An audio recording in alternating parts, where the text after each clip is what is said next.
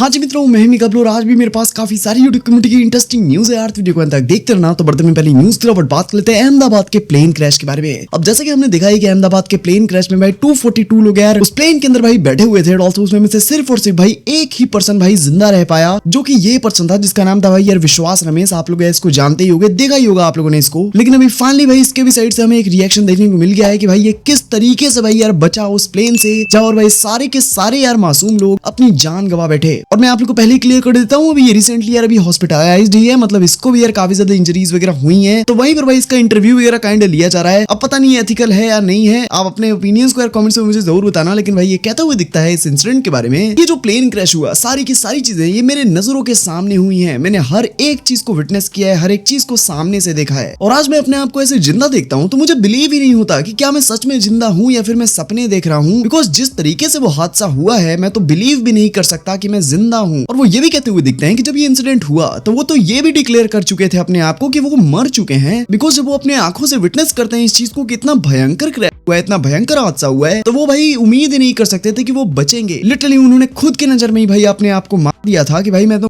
गया हूं। तो वो कहते हैं लेकिन जब मेरी आंख खुली तो मैंने देखा यार कि लिटरली मैं जिंदा हूं। एंड ऑल्सो वहां से मैं चलने का ट्राई करता हूं, वहां से मैं निकलने का ट्राई करता हूं, भागने का ट्राई करता हूं। और जब मैंने कोशिश करी तो वो चीज कामयाब रही। एंड ऑल्सो मैं वहां से इजिली निकल भी गया, एस्केप भी कर गया। और वो ये भी कहते हुए दिखते हैं कि मेरी आंखों के सामने सारे के सारे एयर होस्टेस, बहुत सारे अंकल आंटीज, सारे के सारे पैसेंजर्स जो है वो भाई मरते हुए मैंने देखे हैं लिटरली अपनी आंखों के सामने। और इंटरव्यूअर उनसे ये भी पूछता है कि आप लोग जब प्लेन में बैठे एंड ऑल्सो प्लेन उड़ा तो उसके बाद आप लोगों ने क्या विटनेस किया। तो वहां पर यार वो कहते हुए दिखते हैं कि प्लेन जैसे ही उड़ा 2 मिनट के बाद में ही जो प्लेन है लिटरली यार वो स्टक हो गया, वो कुछ काम ही नहीं कर रहा है, किसी भी तरीके का रिस्पॉन्स ही करना बंद कर दिया है वो। और वो ये भी कहते हैं कि अचानक से प्लेन में ग्रीन और व्हाइट लाइट्स भी ऑन हो जाती हैं अचानक से। और हमें ये साफ साफ पता लग रहा था कि जो पायलट्स हैं वो बार बार यार प्लेन के अंदर थ्रस्ट दे रहे थे। थ्रस्ट एक्चुअली यार जैसे कार्स में एक्सीलरेटर वगैरह होता है आगे बढ़ाने के लिए, वैसे ही यार प्लेन में थ्रस्ट होता है इंजन को और बूस्ट करने के लिए, जैसे प्लेन जो है वो और ऊपर जा सके। वो यही कहते हुए दिखते हैं यार कि ये पायलट जो है वो थ्रस्ट देने का ट्राई कर रहे थे लेकिन कुछ भी काम ही नहीं करते हुआ दिख रहा था प्लेन में। और उनसे ये भी पूछा जाता है कि आप जब वहां से निकले तो आप गिरे कहां थे, क्योंकि यार जो फ्लाइट है वो यार क्रैश ही हुई थी हॉस्टल के अंदर। तो वो कहते हुए दिखते हैं कि जो मेरी वाली साइड थी, मतलब जहां पे मेरा सीट था, वो हॉस्टल के ग्राउंड फ्लोर पे लैंड किया था, वो हॉस्टल के ग्राउंड फ्लोर पे क्रैश किया था। एंड ऑल्सो वहां पर मैं उतरा था। तो यही सारी कुछ चीजें यार रिवील करते हुए दिखते हैं भाई यार रमेश जी। बाकी यार यही बस ओनली यार सर्वाइवर थे जो कि उस plane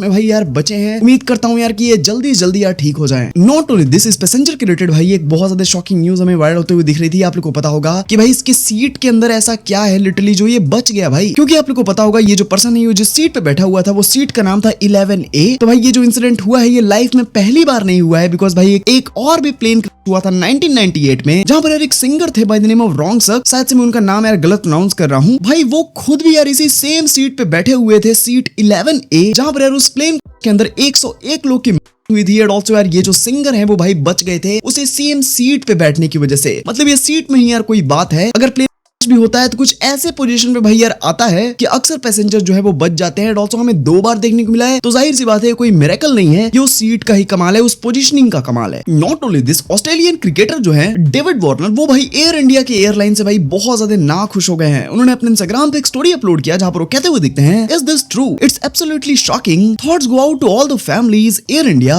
I would never fly Air India ever again after this and my last interaction with them. Basically उन्होंने तो बॉयकॉट ही कर दिया एयर इंडिया को। नॉट ओनली दिस, आप लोग को पता होगा ये जो प्लेन हुआ है वो बोइंग कंपनी का ही भाई एक सीरीज ड्रीमलाइनर का प्लेन था। और ऑल्सो बोइंग पे यार काफी टाइम से सवाल उठते हुए आ रहे थे यार कि वो बहुत ज्यादा यार क्वालिटी को कॉम्प्रोमाइज कर दे रहे हैं अपनी एयरक्राफ्ट के अंदर। एंड ऐसा ही हमें यार एक वीडियो देखने को मिला भाई अभी ये न्यू के साइड से, जहां पर भाई प्रॉपर उन्होंने इस चीज का एक्सप्लेनेशन दिया है कि यार बहुत सालों से जो बोइंग कंपनी है वो भाई यार अपनी क्वालिटी को कॉम्प्रोमाइज कर रही है। मतलब कि उनको इतने सारे कंप्लेंट्स वगैरह आ गए हैं कि आपके प्लेन में बहुत सारी दिक्कतें हो रही हैं, टेक्निकल प्रॉब्लम्स हो रही हैं, लेकिन उसके बावजूद भी जो बोइंग वाले हैं वो कभी भी भाई यार सुधर ही नहीं रहे थे। नॉट ओनली दिस, यूएसए के अंदर यार बोइंग के प्लेन को भाई प्रॉपर बॉयकॉट किया जा रहा था। एक स्लोगन वायरल हो गया था, if Boeing I am not going, कुछ इस तरीके का वो स्लोगन था। तो बहुत अच्छे तरीके से यार एक्सप्लेन करते हुए अभी न्यू ने अपने वीडियो में इस चीज के रिलेटेड बताया है। बेसिकली यार काइंड बोइंग को उन्होंने एक्सपोज करके रख दिया है। अगर आप लोग को उनकी पूरी वीडियो देखनी है तो मैं आप लोग को लिंक डिस्क्रिप्शन में दे दूंगा, लेकिन उनकी वीडियो से मैं आप लोग को एक छोटे से पार्ट को दिखा देता हूं। देखो आप लोग। 2021 में इसी एयरक्राफ्ट के इटालियन सप्लायर ने फॉल्टी पार्ट सप्लाई किए थे जिनके सर्टिफिकेशंस ही फॉल्टी थे। 2017 से लेकर 2020 तक 500 से ज्यादा ड्रीम लाइनर्स ने इस इटालियन कंपनी ने वीक मेटल एलॉयज का इस्तेमाल किया था। 2023 में फ्रॉड के चलते कई लोगों को अरेस्ट भी हुई थी, लेकिन बोइंग ने स्टेटमेंट इशू किया कि उनके एयरक्राफ्ट सेफ है और मेंटेनेंस के दौरान ये पार्ट्स रिप्लेस हो सकते हैं। अब इतना सारा डेटा सुनने के बाद एज अ ट्रैवलर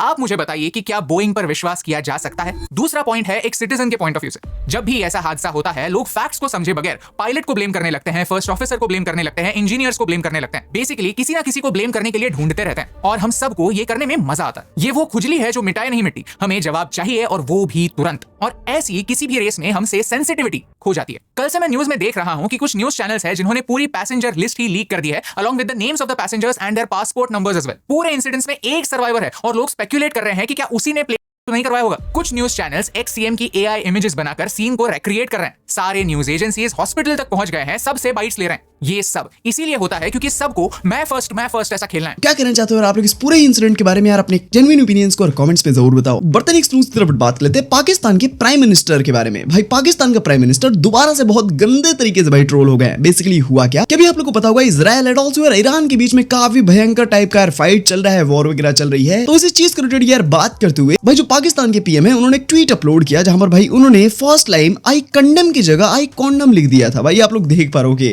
अब प्रॉपर्ली भाई उन्होंने इस चीज को करेक्ट कर लिया है, लेकिन भाई इनके ट्वीट्स लिख कौन रहा है? मुझे तो भाई बस ये जानना है। लिटरली उनको काफी ट्रोल किया जा रहा है भाई इंटायर सोशल मीडिया पे इस चीज के लिए। बढ़ते नेक्स्ट न्यूज़ की तरफ बात करते हैं रजत दलाल के बारे में। रजत दलाल ने यार फाइनली रिप्लाई कर दिया है भाई, एकदम डायरेक्टली रिप्लाई कर दिया है एलवी यादव एंड प्रिंस नरूला की कंट्रोवर्सी में जो वो फंस गए उसकी वजह से, एंड आल्सो और भी काफी सारी चीजों के बारे में वो बात करते हुए दिखते हैं। क्या कहते हैं मैं आप लोग को दिखाता हूं एक एक करके। सबसे पहले तो रजत दलाल उन सेलिब्रिटीज को रिप्लाई करते हुए दिखते हैं जो कि कहते हैं कि बिग बॉस के अंदर यूट्यूबर्स इन्फ्लुएंसर्स ये सारे नहीं आने चाहिए। जहां पर रजत दलाल कहते हुए दिखते हैं कि भाई लोग आप लोग भी तो सोशल मीडिया चलाते हो, ऐसा थोड़ी है कि YouTuber and social media creator जो है वही बस ये सारी चीजें कर रहे हैं। आप एक्टिंग कर रहे हो, उसके बावजूद भी आप अपने सोशल मीडिया पे पोस्ट तो करते हो। एंड नॉट ओनली पोस्ट, बहुत सारे सेलिब्रिटीज तो व्लॉग भी बनाते हुए दिख रहे हैं, ऐसा कहते हैं रजत दलाल। एंड वो ये भी कहते हैं कि अगर आपके व्लॉग चल नहीं रहे हैं, आपकी स्टोरीज चल नहीं रही है, तो सोशल मीडिया इन्फ्लुएंसर्स से इतने जेलस क्यों हो रहे हो आप लोग? और वो ये भी कहते हैं कि मैंने देखा है बहुत सारे सेलिब्रिटीज आते हैं जो कि अंदर कहते हैं कि मैं तो एक्टर हूँ, इतनी मेहनत करके बिग बॉस तक आया हूँ, मेरी एक्टिंग लाइन बहुत ज्यादा स्ट्रगलिंग थी, मैं उसमें स्ट्रगल करके आया हूँ, मैं बहुत बढ़िया एक्टर हूँ। तो रजत दलाल कहते हुए दिखते हैं कि भाई आपके अंदर कॉमन सेंस नाम की बिल्कुल भी चीज ही नहीं है, बिकॉज यार जो बिग बॉस है वो तो एक रियलिटी शो है, वहाँ एक्टिंग का तो कोई काम ही नहीं है। और वो ये भी कहते हैं कि शायद आप लोग यार एक्टिंग एंड ड्रामा में इतने ज्यादा घुस गए कि आप लोग उसी चीज को रियलिटी मानने लगे, उसी चीज को आप लोग क्लेम करने लगे। और वो ये भी कहते हैं कि घर में यार आप पहले ही दिन दूसरे दिन लड़ाई करके ये बोल रहे हो कि मैं घर का किंग हूँ कुछ इस तरीके से, और मैं इस घर का सबसे बड़ा गुंडा हूँ, और वही आप सेफ पर्सन यार बाहर आके ये बोलते हो कि हम लोग लड़ाइयां कर रहे हैं। एंड वही ऑन द अदर हैंड आप लोग घर में यार ये बोलते थे कि आप गुंडे हो। तो आप बताइए कि रियलिटी शो में एक्टिंग कौन कर रहा था, मैं या आप? ध्यान से बताइएगा। और अगर आपको बाई चांस पता नहीं तो मैं आप लोग को पहले ही क्लियर कर देता हूँ कि रजत दलाल ये जो स्टेटमेंट दे रहे हैं वो भाई बिग बॉस के ही एक्स कंटेस्टेंट अविनाश और ऑल्सो ईशा के बारे में दे रहे हैं। यही लोग भाई सोशल मीडिया इन्फ्लुएंसर्स के बारे में काफी ज्यादा स्टेटमेंट वगैरह दे रहे हैं कि इनको मत बुलाओ, कहीं ये बेकार है, कुछ इस तरीके से। नॉट ओनली दिस, इसी वाले इंटरव्यू के अंदर जो रजत दलाल है वो प्रिंस नरूला और ऑल्सो एलवी यादव के कंट्रोवर्सी के ऊपर में फाइनली रिएक्शन देते हुए दिखते हैं। उनसे सबसे पहले ये पूछा ही जाता है कि आप इस कंट्रोवर्सी में फंस कैसे गए, आ कैसे गए? तो कहते हैं कि एल्विस तो मेरा काफी बढ़िया अच्छा दोस्त है, ये एकदम भाई जैसा है, लेकिन प्रिंस नरूला के साथ जो लोग आए हुए थे वो सारे के सारे लोग जो है लिटरली मैं उनका मामा लगता हूँ। बेसिकली यार उनका कोई फैमिली कनेक्शन वगैरह था। एंड इतना ही नहीं, रजत दलाल ये भी कहते हुए दिखते हैं कि इसी वजह से यार वो जो स्टोरी मैंने अपलोड किया था जिसकी वजह से मुझे दोगला कहा गया, मुझे गालियां पड़ी कि मैं अपना हाथ खींच लिया एल्विस भाई के सामने से, तो वो इसीलिए था क्योंकि प्रिंस नरूला के साथ में यार जितने भी लोग आए थे वो मेरे एकदम भाई जैसे थे, मैं उनका मामू लगता हूँ। इतना ही नहीं यार, आप लोग को पता होगा रजत दलाल ने रिसेंट में एक और स्टोरी अपलोड करी थी जहां पर यार उस स्टोरी को देख के बहुत सारे लोग यार यही कह रहे थे यार कि जो रजत दलाल है वो एल्विस यादव को लिटरली भाई घमंडी वगैरह कह रहे हैं कि भाई आसमान पे नहीं चढ़ना चाहिए, नीचे आ ही जाओगे इस तरीके से। तो इस चीज पे भी यार रजत दलाल रिप्लाई करते हुए दिखते हैं। रिप्लाई ही करना होगा एल्विस भाई को, एल्विस यादव को, तो मैं कोई इनडायरेक्टली रिप्लाई नहीं करूंगा, मेरे पास उनका नंबर है, सीधा मैं कॉल लगाऊंगा एंड ऑल्सो बोल दूंगा, मुझे स्टोरी अपलोड करने की कोई जरूरत नहीं है। इतना ही नहीं, वो बात करते हुए दिखते हैं वो जो 4 जून के दिन यार एक मीटिंग वगैरह काइंड देखने को मिली थी भाई इन दोनों लोग के बीच में, एक वीडियो भी भाई वायरल हुई थी। प्रिंस के साइड से काफी सारे लाइक 14-15 लोग गए थे एंड ऑल्सो यार रजत दलाल एंड ऑल्सो एल्विस यादव बस 2 ही लोग गए थे इनके साइड से। तो इसी चीज पे भी यार वही इंटरव्यूअर यही पूछती है कि क्या हुआ था उस मीटिंग के अंदर। तो वहां रजत दलाल कहते हुए दिखते हैं कि सबसे पहले तो वो एक होटल था, होटल का यार वो सारे के सारे लोग यार वहीं पर आए हुए थे एंड ऑल्सो हम लोग बात कर रहे थे, उनके साइड से 14-15 लोग आए हुए थे and also Elvis Yadav and मैं अकेले ही गए थे वहां पर। सिर्फ इतना ही नहीं, वो ये भी कहते हुए दिखते हैं कि इस कंट्रोवर्सी से मेरा बाहर आने का मेन रीजन ये भी है कि जब मैं बिग बॉस से बाहर आया तो उसके बाद में जो ये मेरी आर्टिस्ट वाली जर्नी है मैं इसमें कोई भी यार दखल अंदाजी नहीं देना चाहता, इसमें कोई भी दिक्कतें नहीं क्रिएट करना चाहता एंड ऑल्सो अब मैं लड़ाई झगड़े से बहुत दूर रहना चाहता हूँ। वो ये भी कहते हुए दिखते हैं कि एल्विश एंड प्रिंस जो बीच में लड़ रहे हैं, लड़ झगड़ रहे हैं, इससे उनका कोई भी फायदा नहीं होगा एंड ऑल्सो अगर इनको कुछ हो जाता है तो उनकी फैमिलीज को ही भाई दिक्कत होगा। ये जो ऑडियंस मजा ले रही है कंट्रोवर्सी का, इनको भाई कुछ फर्क नहीं पड़ने वाला है, ऐसा कहते हुए दिखते हैं भैया रजत दलाल इस कंट्रोवर्सी के बारे में। बेसिकली अगर सिंपल वर्ड्स में बोलो तो उन्होंने यही कहा कि उस कंट्रोवर्सी में बिल्कुल भी वो इंटरेस्टेड नहीं है। एल्विश एंड प्रिंस जो आपस में लड़ रहे हैं, अगर उनको लड़ना है तो वो कंटिन्यू कर सकते हैं, लेकिन रजत दलाल कोई मीडिएटर नहीं है। बर्तन न्यूज़ की तरफ बात कर लेते हैं रफ्तार वर्सेस द रेबल किड के कंट्रोवर्सी के बारे में। क्या भाई इन दोनों लोग के बीच में एक लफड़ा हो गया? बेसिकली हुआ क्या कि आप लोग को पता होगा Amazon प्राइम के ऊपर एक नया शो आया है by the name of the traitors, जिसमें काफी सारे यूट्यूबर्स इंक्लूडेड हैं, लाइक पूरब झा, हर्ष गुजराल, रफ्तार, रेबल किड यानी कि अपूर्वा, बहुत सारे लोग। तो द ट्रेटर शो के रिलेटेड यार कल एक वीडियो बहुत ज्यादा वायरल हो रही थी, एक रील बहुत ज्यादा वायरल हो रही थी, जहां पर भाई लिटरली उस शो के अंदर जो अपूर्वा है यानी कि रेबल किड, वो रफ्तार को गालियां बकते हुए नजर आ रही थी। और रफ्तार के फैंस ने उस क्लिप को ट्रिम किया, उसको पार्ट किया एंड ऑल्सो यार वायरल कर दिया पूरे इंस्टाग्राम पे, जिसकी वजह से अपूर्वा को जम के हेट मिला। तो ऐसे ही एक रील के नीचे भाई हमें रफ्तार भाई का एक कमेंट देखने को मिलता है एंड ऑल्सो वो कहते हुए दिखते हैं, आई रिक्वेस्ट एवरीवन अपने पे जो मीम्स बनाने हैं बनाओ, लेकिन उसके पेज पे जाके मत फैलाना। गेम ही ऐसा था, आपको 1 घंटे का एपिसोड देख के जो दिख रहा है, हमारा 18-20 घंटे का शूट होता है। बाकी नींद फ्रस्ट्रेशन का लेवल अलग है, मजे लो बस चीतों, बाकी जुबान तो मेरी भी फिसल जाती है यार कभी कभी। बाकी यार वो यही कहते हुए दिखते हैं यार कि आपने जो एपिसोड देखा है वो कोई 1 घंटे का एपिसोड है, लेकिन अपूर्वा को मैं बढ़िया तरीके से जानता हूँ, उसने कोई भी चीज इंटेंशनली नहीं कही होगी, वो रेज में आ गई होगी इसलिए उसने कहा होगा। सिर्फ इतना ही नहीं, इसी वाले कमेंट के नीचे हमें अपूर्वा का भी कमेंट देखने को मिलता है जहां पर वो सॉरी कहते हुए दिखती हैं। बाकी इनका कोई काइंड यार कंट्रोवर्सी वगैरह नहीं हुआ था, जस्ट एक मिसअंडरस्टैंडिंग थी जो कि ऑडियंस नहीं फैलाई थी, तो वो सॉल्व हो गई। बर्तन न्यूज़ की तरफ बात कर लेते हैं ISEER speed versus Aston hall के बारे में। भाई इनका लफड़ा तो अलग ही लेवल का चल रहा है। बेसिकली हुआ क्या कि social media influencer Aston hall को आप लोग डेफिनेटली जानते होंगे, जो कि वो अपने रिच डेली लाइफ रूटीन के लिए बहुत ज्यादा पॉपुलर हैं। बेसिकली होता क्या है कि ये दोनों के दोनों लोग यार अभी रिसेंट में स्ट्रीम करते हैं और वहां पर यार ये लोग रेस करते हैं। लिटरली जो स्पीड है भाई, उसने 4 बार एस्टन हॉल को भाई रेस में हरा दिया, जिसकी वजह से एस्टन हॉल भाई इतना ज्यादा डिप्रेस हो गए हैं कि भाई जो उन्होंने न्यू डेली लाइफ रूटीन वाली वीडियो अपलोड करी है उसमें वो बहुत डिप्रेस दिख रहे हैं भाई हारने के बाद। दिखाता हूं मैं आप लोग को।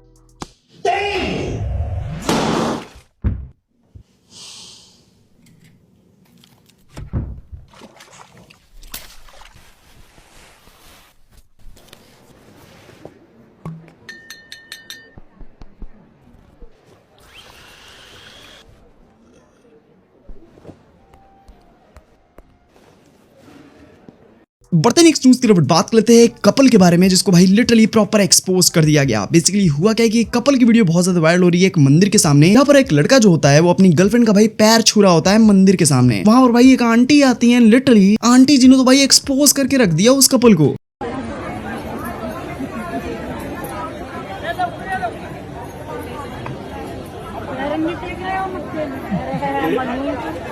सारी बुद्धि खत्म है गई तेरी तो। औरत के पैरन में मत्था टेक रहा है ये तो। अगर औरत ना हो तो अपनी औरत थोड़ी ना होती है, माँ भी है, बहन भी है, औरत तो वो भी है। इज्जत तो करना पड़ेगा ना, सभी का इज्जत। तब तो दूसरे के माँ बहन को अपना माँ बहन समझेंगे ही नहीं हम लोग। बाप रे बाप, कैसा सोच है तू। जहाँ से भी हो बहुत अच्छा सोच था उनका, दिल से धन्यवाद। समझ रहे हो ना।